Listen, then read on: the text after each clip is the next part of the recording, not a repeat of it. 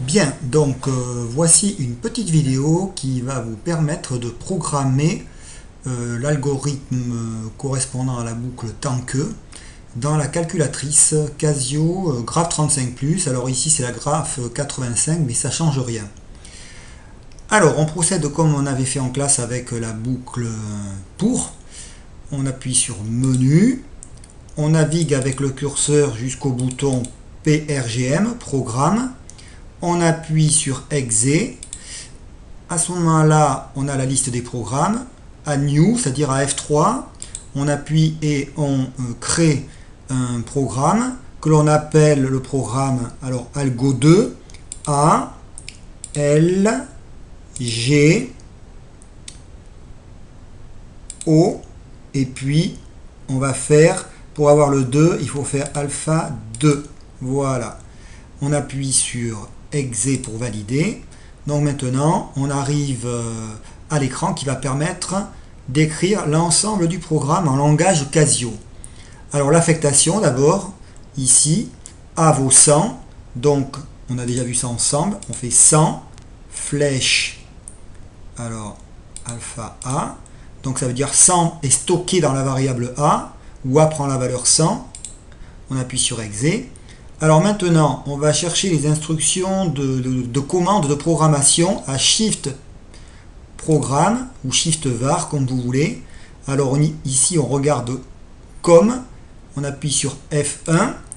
Donc là, on a les instructions conditionnelles. Rappelez-vous, la boucle pour, et maintenant, la boucle tant que, juste après. Le while en anglais, on appuie ici sur F1, while. Maintenant, on va écrire la condition A supérieure à 0. Donc on appuie sur alpha A. Alors la difficulté, c'est de trouver le symbole supérieur à 0. Alors on peut aller dans le catalogue qui est ici pour trouver le symbole supérieur. Mais il y a une option qui est assez simple, c'est de revenir à Shift Programme. Voilà. Et ici de faire défiler avec la petite flèche ici qui est à droite en appuyant sur F6.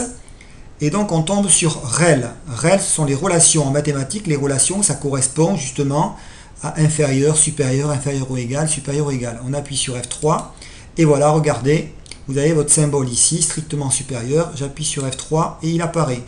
Je mets supérieur à 0. Et ça y est, c'est fait. Donc maintenant, la première ligne ici est écrite, de la boucle tant que. Je peux appuyer sur Exe pour valider.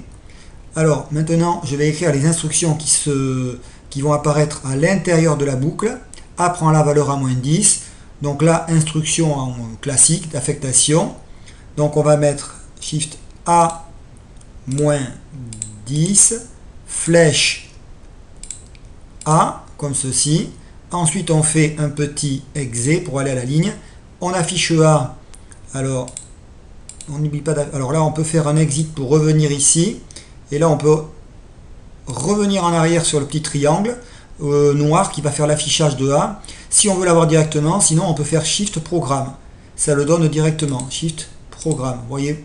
Et vous avez petit triangle noir affiché A. Et maintenant, il reste à expliquer à la calculatrice que la boucle tant que est terminée. Donc là, on va à nouveau à commande. On ne prend pas cette instruction qui est l'instruction conditionnelle. On ne prend pas la boucle pour. On prend la boucle tant que. Et ici, on voit W end, while end. On appuie. Ça y est. Ça va permettre de terminer la boucle. Et la calculatrice comprendra que la boucle est terminée. Voilà. Et maintenant, eh bien, ça y est, l'algorithme est terminé. Mais bon, en sortie, j'avais marqué les différentes valeurs de A. Donc, pour bien terminer l'algorithme, je vous ai expliqué qu'il valait mieux écrire tout bêtement le mot fin, entre guillemets. Alors là, il y a une petite erreur.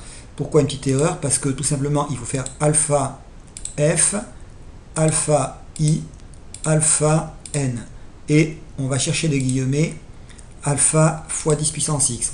Voilà les guillemets ici. Là. Ça y est, l'algorithme est terminé. Un petit exe pour terminer soigneusement l'algorithme.